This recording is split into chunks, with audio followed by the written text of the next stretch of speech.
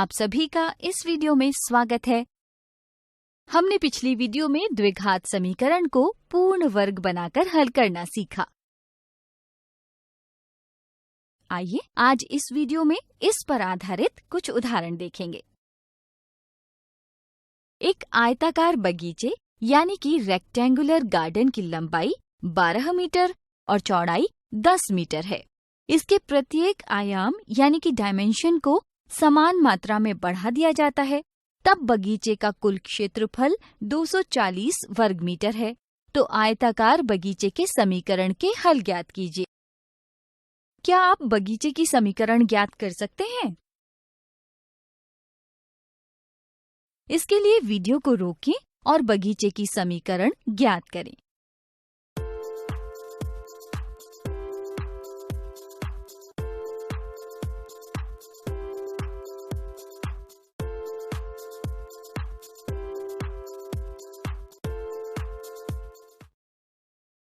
क्या आपको याद है कि पिछली वीडियो में इस प्रकार की समीकरण को कैसे हल किया था?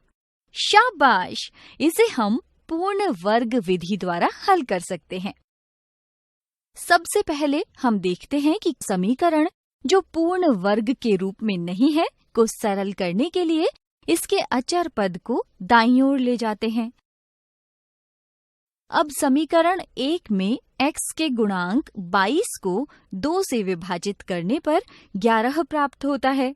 अब समीकरण 1 के दाएं पक्ष में 11 के वर्ग को जोड़ते व घटाते हैं, जिससे समीकरण संतुलित रहता है। जिसे हल करने पर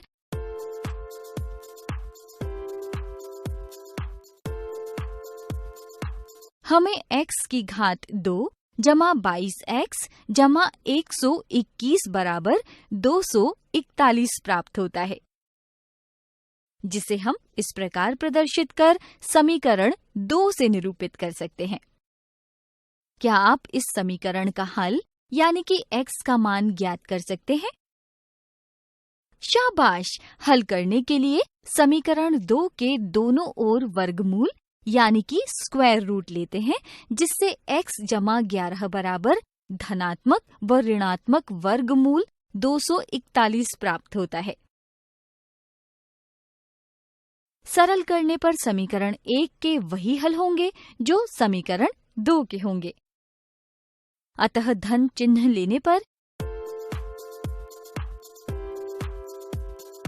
x बराबर 4.52 व ऋण चिन्ह लेने पर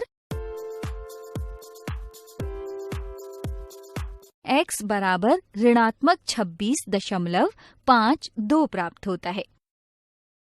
यहाँ x के 2 हल हैं, लेकिन हम जानते हैं कि बगीचे की माप ऋणात्मक नहीं होती है।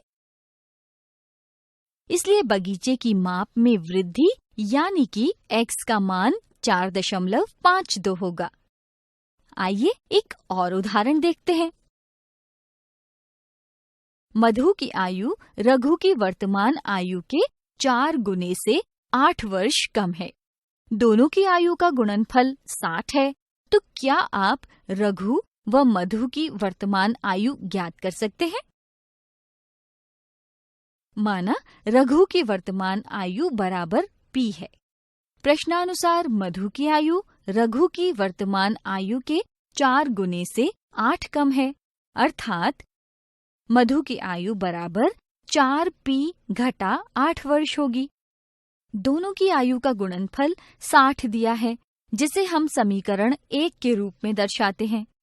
समीकरण 1 को हल करने पर 60 बराबर 4p की घात 2 घटा 8p मिलता है। समीकरण 2 को सरल करने पर समीकरण 3 प्राप्त होती है।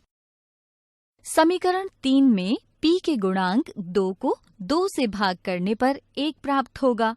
बाएं पक्ष में 1 के वर्ग को जोड़ेंगे व घटाएंगे भी, जिससे समीकरण संतुलित रहे।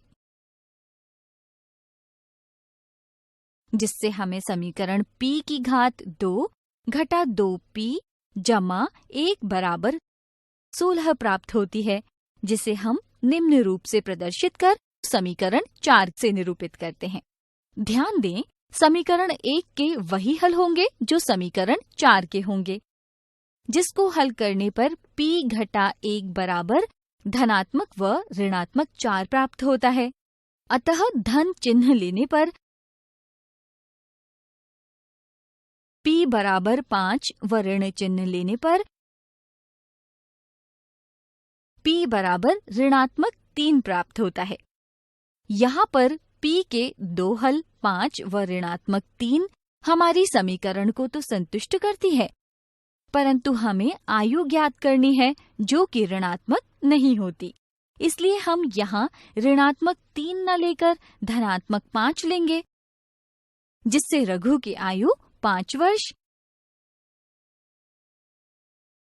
तथा मधु की आयु 12 वर्ष होगी।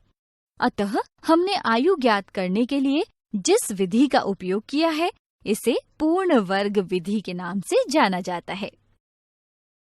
आज इस वीडियो में हमने द्विघात समीकरण की पूर्ण वर्ग विधि द्वारा हल करने के उदाहरण देखे। अगली वीडियो में हम देखेंगे कि इस प्रकार के प्रश्नों को हल करते हुए आमतौर पर क्या गलतियां हो सकती हैं।